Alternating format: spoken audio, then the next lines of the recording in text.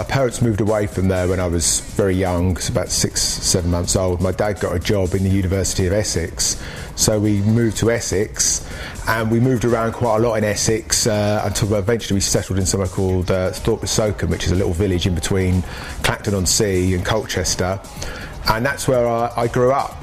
And from about 5 onwards anyway, and it's kind of like a little Essex village. I don't know what the population is, a couple of thousand. So my main dose of music was Top of the Pops. That's why I used to sit every Thursday, 7:30, sit through Tomorrow's World to watch Top of the Pops.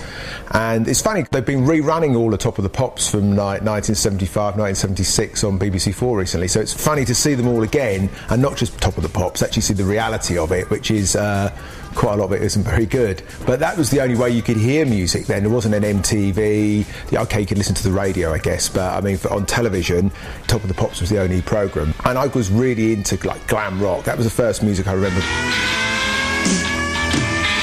Sweets, Slade, Gary Glitter, I suppose. Not someone you admit to liking nowadays, but I did when I was 8. And I can remember one time after a particularly inspired performance by someone like Sweet or Gary Glitter, I went out down to the shed and tried to make a guitar out of a bit of wood and some elastic bands or something like that, which obviously wasn't really a very successful project. But I think I remember we got a record player right around the early 70s, and my mum bought Jesus Christ Superstar and Her, Godspell. Not that she's religious, but they were playing a lot in the house, and my dad's a big jazz fan. And during the 70s, I suppose my taste changed a little bit, and I can remember one time I was watching Swap Shop with Niall Edmonds, and Heatwave Boogie Nights came on.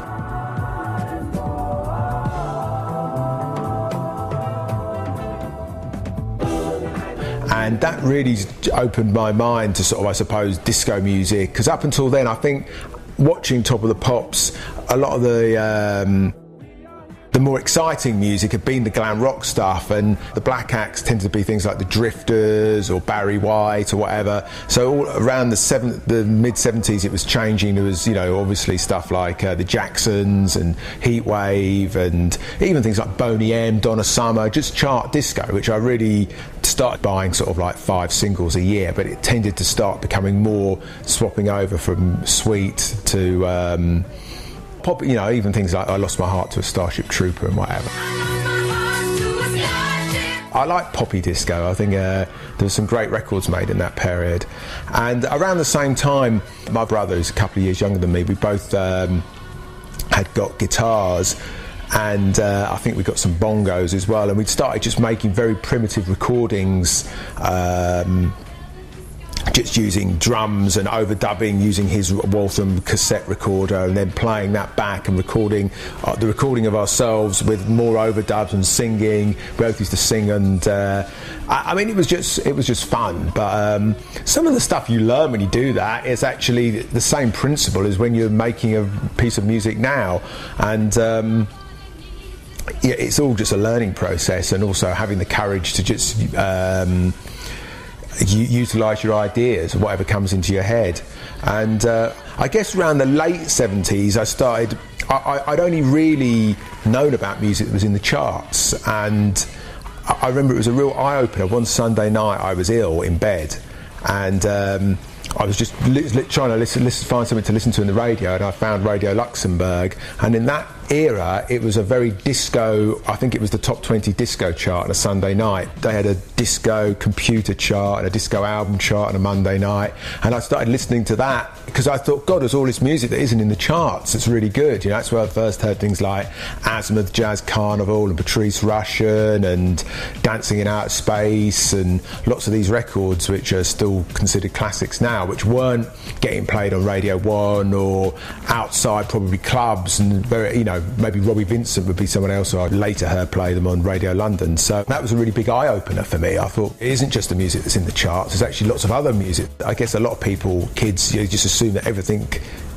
that's good is the stuff that's in the charts. Obviously that isn't the case. So I think up until around that time I still had other interests like skateboarding and other sort of scale electrics cars, other sort of kids things. I think my whole focus went into music, spending all my money on albums, and I started buying like a lot of used second-hand records. I started I'd buy a new album by BT Express, and then I'd go around to all the second-hand shops locally, which at that point there was loads. In Colchester there was like 3 or 4 second-hand record shops, and in nearby towns like Ipswich and Norwich I could go up to there for the day with sort of like £20 and come back with sort of like 60 albums, because there was like lots of like 5 for £1 and whatever, and getting some great music really cheap. And it was a fun time, I guess. You'd hear something on the radio by Roy Ayers or something who I'd never heard of in 1979, 1980, and you find out, oh, this guy's actually been going since the mid-60s, and you'd think, I'm sure I've seen an album by him in Andy's Records in Ipswich, and then you go back there 2 years later and it would still be there. You seem to be the only person who with an interest in this music, in the sort of like 50-mile radius. I can remember having a conversation with a friend, I think it was about 1983, in my bedroom, and we were just listening to the first Jelly Bean album. I think it was called What's Up Ski, and it had his version. It was Dug a Donut on it, and I think some Sidewalk Talk. But anyway, it was his first. It was like a mini LP, and we were saying, wow, what a great living that guy's. He remixes for a living. That's his job. What a great job that would be. And I thought, well, that's what I would like to do, but being sort of at the time, I was just someone I was unemployed in living in sort of like on the outskirts of Clacton-on-Sea. It just didn't seem like a possibility. That career path was open to me, but I had a lucky couple of events. There's a guy I'd met through James Hamilton's column who was advertising he could find rare records, and I'd spoken to him on the phone about a couple of records I wanted, and we kind of stayed in contact.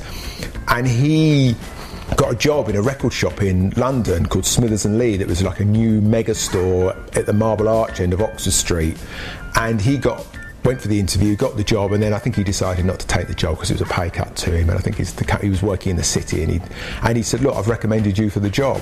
And I thought, great. And I went for the interview, but I sort of elaborated a bit about my past, and I got the job, and that sort of got me into, I suppose, the music business. I was in London. I made the best of that.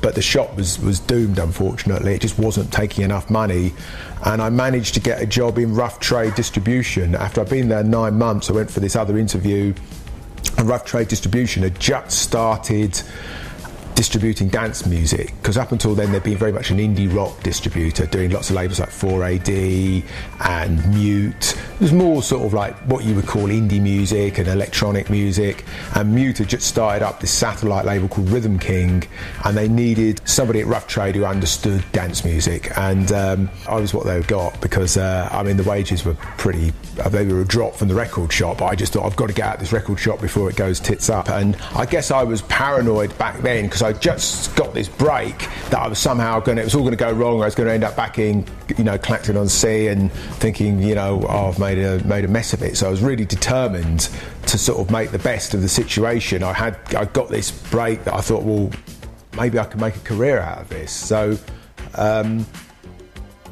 yes, I got the job in rough trade, and it was hard work in rough trade to start with, because nobody there really knew what my job was, including me. They hadn't really distributed dance music before.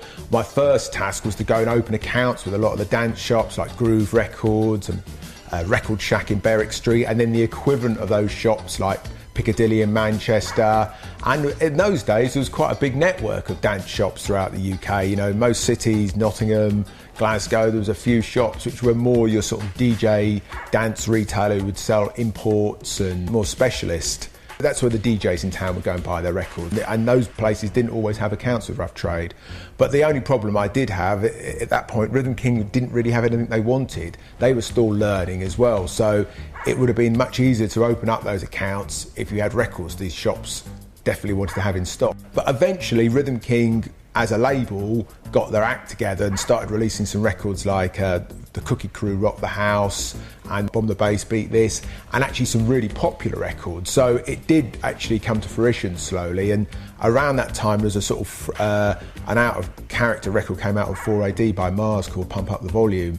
So all of a sudden it went from me having hardly anything to do, but not enough, to all of a sudden it's like, bloody hell, it's like a snowball, and couldn't cope with it. It exploded, which was great, but it was a lot to deal with at the time, because I was pretty inexperienced, really. That was the thing. I was just learning as I went along. I suppose I was just thrown in the deep end, and at points you sink and at points you swim. You know, it's not like you cope with everything that's thrown at you. Throughout this time, at the same time as doing that, since I first heard early house music, I'd always thought, well, I might not be able to sound like Earth, Wind and Fire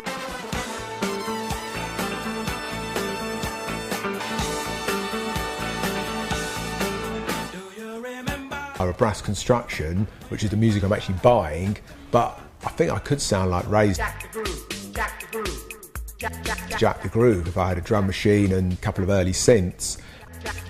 Around the time I was working at Rough Trade, I'd met another guy from school, and I played him some early house because he'd managed to convince some local businessmen to set up a studio for him, which was round the back of this guy's garage. This guy had a sort of commercial garage, and it was in this house round the back. So we started making some music together, and he didn't know what he was doing because he was more of a rocker. I mean, we just didn't know about, okay, these tracks have got a drum machine. There wasn't the internet to go online, so they're all using a 909. You didn't know where they got the drum sounds from. You didn't know where the bass set. We were stabbing around in the dark, and there wasn't sample CDs and whatever like that. So it took us a while to make anything any good, but or anything even not.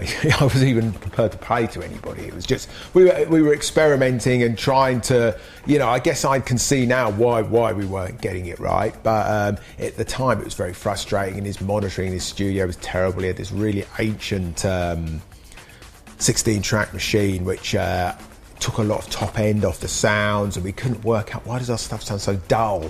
But it was just because he had these really old tapes he was reusing and whatever. So it was just one of those things. It seems obvious now, but at the time you didn't know, and couldn't tell. I guess it was just trial and error.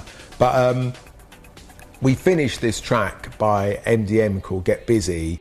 Get busy. I think it was around June 1988 we finished it, and around that time I got to the point with Rough Trade. I've been working there for about 18 months. Become quite involved sort of A&Ring and helping labels who were, saying, well, why don't you get this, why don't you get Cold Cut to do a remix? And they say, who are they? And I'd say, well, these are Jonathan Moore and whatever, and they'd end up signing them. And I think, well, I'm giving away a lot of these ideas to labels, which is fine, I don't mind, I'm still, I'm working for them, but wouldn't I be better doing it, not for myself, but maybe a little bit more involved as A&R rather than just giving other people ideas. So I spoke to Rough Trade and I said, why don't you, rather than me being your guy at distribution, why don't you give me my own label? And I suppose at the point they were doing so well out of dance music, he said, yeah, okay. So I started up my own label called Republic Records, which lasted for about 3 years, and that was a fun time. I suppose you don't really realise something was a golden era until the era's over. And 1988, I guess it was all happening, and that coincided. The first release on Republic was my first record, which is MDM Get Busy, which I mentioned before, which is not a great record. It's like a old school Pump Up the Volume copy, but I guess it was a starting point. And by the time it came out, I was embarrassed by it.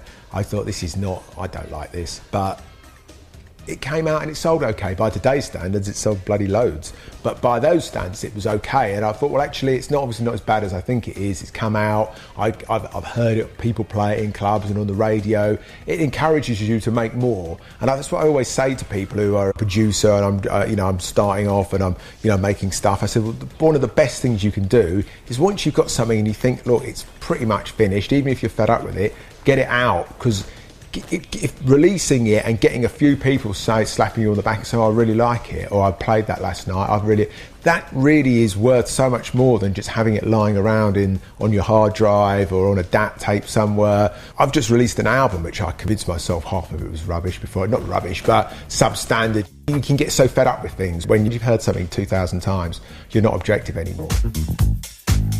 That was a good thing for me, the Republic, as well as I learnt from A&Ring like other people, and I'd been on the front line selling records to shops when I was in the distribution doing telesales, so I kind of felt in touch with what people wanted. I kind of knew, like I know when I was phoning up a certain shop, they take 30 copies of that sort of record, but they'd only take 5 copies